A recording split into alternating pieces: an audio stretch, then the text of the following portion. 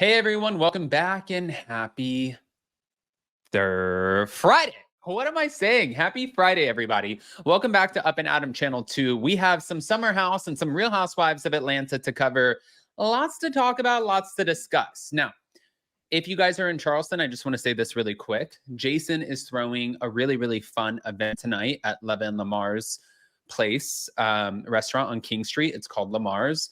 If you guys are around, just DM me and I can see what I can do. But it would be fun to see everybody. Otherwise, let's get into this. And if you guys didn't check out Hot Messy Topics today with Kim from Bravo Breaking News, definitely check that out as well. Smash that like button, show some love, and let's jump right in.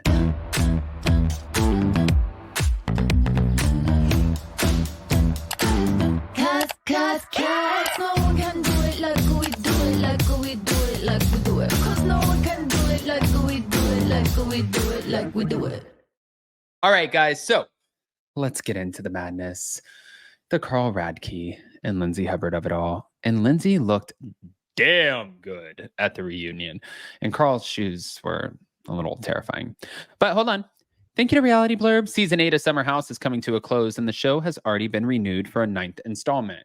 Fans are now wondering how things between Carl and Lindsay will shake out at the reunion.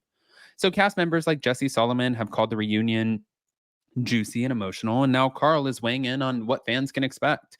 He had Amanda Batula and Kyle Cook with him on the red carpet to back him up as they reflected on the summer of 2023. This will be an especially hard reunion for Lindsay and Carl, as he called off their engagement last year. Of course, the events of season 8 were filmed while they were still together and also showed many of the issues that they had.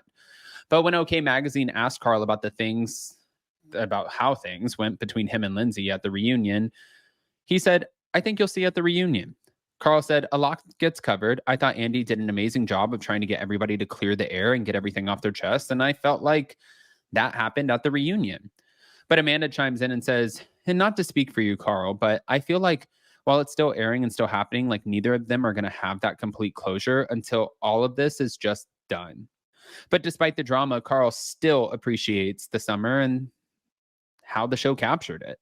He says, "I think that there was a lot of fun that the group had this past summer, which I think you guys are seeing. And it's fun to see us like that because it actually was a lot of fun at times. But I wouldn't say for me personally, this was my favorite summer." Amanda obviously echoed similar sentiments about the summer of 2023. She said, "I felt like it was the most fun I've had during the summer. I remember once it ended and people asked, I was like, this was the best summer ever." She said, "Watching it back, maybe it wasn't.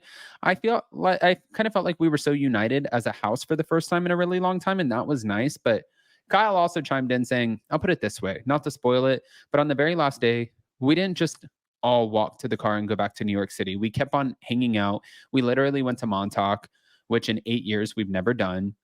But recently, Carl also shared that what he does for Kyle's beverage company, Loverboy.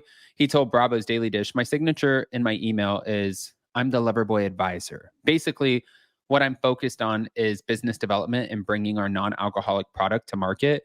Carl goes on to share that he works part-time for the brand. "I'm working part-time, but only focused really on some of the things that I'm really good at, which is building relationships, marketing, and events, and really getting the non-alcoholic product into more stores because right now it's only on our website. And the main goal is getting it to more stores like Whole Foods, Total Wine, big grocery stores, or even some of the smaller places around New York City." I mean, the way that they've been able to grow Loverboy like this has actually been incredible. The beverage space, and I know you guys have heard this before because we're all Bravo fans watching this, but you guys know the beverage space is expensive. It's hard. The shipping, the weight, the making of the product. This is a hard business. So, yeah, seriously, good for you guys. Good for you guys. Anyways, we're going to move on from Summer House, but I can't wait to see the reunion. Summer House is one of the few shows on Bravo where it's like I can sit there and do 10 million things while watching the show. And I feel like I know what's going on. It's like watching the Kardashians. It's B-roll, LA, shaking a salad. Mom, what, Kim? Did you sign that deal? Yes, Kim. B-roll. And it's like, you know everything without having to sit there and be like glued to the screen. You know what I'm saying? Now, moving on to the Real Housewives of Atlanta of it all. This is also a complete shit show, like of the worst kind. So, as you guys know, the cameras are rolling on season 16 of The Real Housewives of Atlanta as Porsha Williams' divorce from Simon Guobadia keeps getting messier. The two recently traded insults back and forth online and caused a pretty big stir for Housewives fans. Of course, this isn't the first time the two have traded words on social media, but this time seems more pointed than before. Not only that, but Porsha also responded to criticism from fans. This all comes after Porsha filed an emergency order to be able to film Real Housewives of Atlanta in the marital home. Fans will recall that despite the prenup stating Simon was to vacate the property 30 days from the date of filing the divorce, he has forbidden the production company from showing the home on the show. Simon and Porsha's most recent social media spat started when the Atlanta star took to Instagram to throw not so subliminal shade at Simon and his immigration status. The post read, "Happy Wednesday. If a person concealed criminal past and provided fake identification for a green card, is it still a valid green card in the US? Hashtag inquiring minds." And then she captioned it, hashtag glass houses with a clock, meaning like your time is ticking, honey. Earlier this year, a report uncovered Simon's alleged criminal past, which included allegations of past bank and credit card fraud, unauthorized use of a vehicle, and identity fraud. It wasn't long before Simon caught wind of the shady post and issued a reply via Instagram. He posted, "I'm gonna need people who think there are 265 days in the year to stay out of understanding complex US immigration laws. It's above your mediocre mind." And he said, "Of course, what I was thinking, only a housewife trying to pull a check of a real housewife." Simon, seemingly hurt by Porsha's comments, made another post where he captioned it, "The knife is feeling especially deep and painful today. Jesus, take the wheel." Sadly, this doesn't even end here. Porsha realized that she was getting criticism from fans online and then started to engage with some of the comments. One Instagram user stated that she should have asked Simon about his immigration status before they got married. And Porsha responded to the comment by saying, "I asked, and I was lied to." One person implied that she knew about Simon's status before and said, "I'm beginning to think you're the problem." Porsha then said that she had learned about Simon's secrets in February, just like everyone else.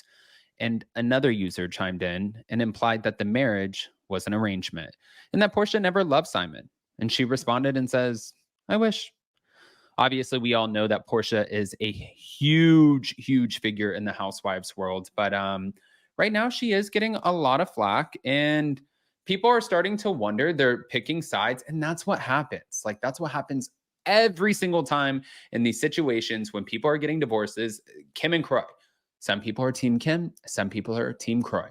Then you have Kyle and Mauricio, Dorit and PK, Lisa and Lenny Hochstein. It's like almost kind of exhausting, but I think that's the nature of the beast. I don't think it's because they're necessarily on TV. Anyways, I want to hear what your thoughts are. So pop off in the comment section. If you guys are not subscribed, then definitely make sure you go ahead and get subscribed.